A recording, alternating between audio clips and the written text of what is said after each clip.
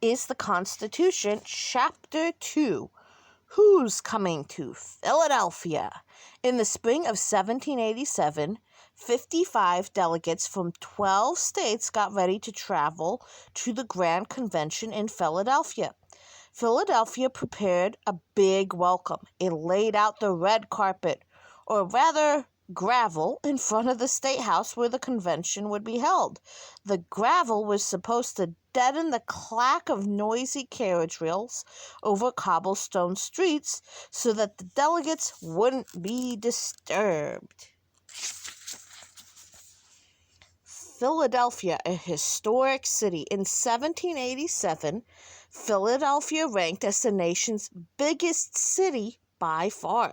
The Declaration of Independence had been signed there at the State House, the very same spot where the convention was being held.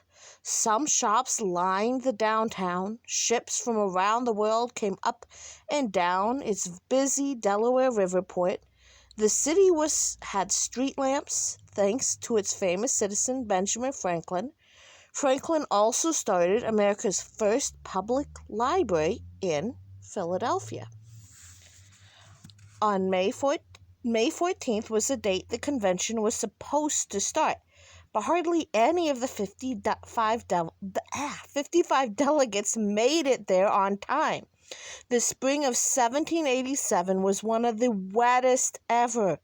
Everywhere stagecoaches and carriages got stuck in the mud and dirt roads. Back then, even in good weather, travel was hard, slow, and bumpy. Vast areas of the country had no roads. Many rivers had no bridges. The trip from Georgia to Philadelphia took at least 2 to 3 weeks. New Hampshire's delegates didn't arrive until July, but the weather was not entirely to blame. The states had a lot of trouble scraping up the money to send delegates.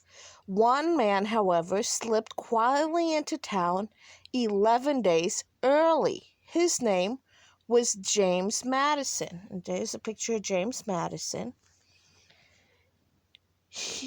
of Virginia. Madison was quiet, shy, and bookish. Today he might be described as a nerd. He stood about 5 feet 3 inches and weighed barely 100 pounds. Someone once described him as no bigger than a half piece of soap. Yet his giant intellect inspired all who knew him. Lately, Madison had been poring over books about governments, both modern and ancient ones, in which the citizens governed themselves. Why did some governments fail and others succeed? Madison collected the best ideas and then wrote out his own bold plan for government. It was tucked inside his bag. And here's a picture of George Washington. It was 6'2". Remember, he led the Continental Army during the Revolutionary War and was the first president. And there's how tall Madison was. So quite a bit smaller, but very intelligent. Plan would end up becoming the blueprint for the United States. James Madison would play such an important role at the convention that he became known as the father of the Constitution. James Madison, 1751 through 1836.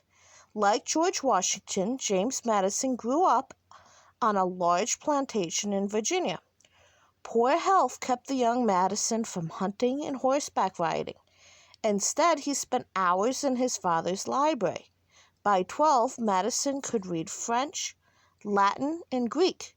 With Thomas Jefferson as his mentor, Madison threw himself into politics. Under President Thomas Jefferson, he served 2 terms as Secretary of State. In 1809, Madison himself became the 4th President of the United States. A day before the convention, the great George Washington arrived. A military guard dressed in spiffy uniforms and shiny black boots welcomed him to town with cannon fire and gunfire. Cheering crowds lined the streets. Since the end of the war, Washington had lived happily at his plantation in Virginia. However, a strong sense of duty now called Washington back to public life. He feared that all the bloodshed of the war would have been for nothing if the government didn't become stronger. Washington's presence at the convention was all important. His steady leadership made other delegates willing to listen to differing opinions. By May 25th, men from 7 states were present, enough to get started. The men gathering in the State House met 6 days a week from 10 o'clock to 3 or 4 o'clock. Who were they? They were all white men, most of them well off and highly educated. Many were young, in their 20s or 30s, yet every single one had lots of experience in government. Several had signed the Declaration of Independence. 3/4 had served in the old Congress. Many were battlefield heroes of the Revolution. They were a fashionable group, too, wearing breeches, silk stockings, and powdered white wigs. 2 important leaders were missing, Thomas Jefferson and John Adams. They were an ocean away, representing America's interest in France and England. The oldest delegate by far was Benjamin Franklin, who lived right in Philadelphia. At 81, Dr. Franklin still had a quick mind, but his body ached from gout. Bumpy carriage rides were too hard for him, so he was brought into the convention on a French sedan chair. 4 prisoners released from jail for the day carried him in. Benjamin Franklin. 1706 to 1790, everyone called Benjamin Franklin Doctor because he had so many honorary degrees from universities, and yet he had left school at age 10. In time, Benjamin Franklin became one of the greatest men of his age, an inventor, publisher, scientist, writer, and statesman. The first to discover that lightning was electricity, Benjamin Franklin tamed the lightning by inventing the lightning rod. He also invented bifocal glasses. After the war, Franklin negotiated the United States peace treaty with England.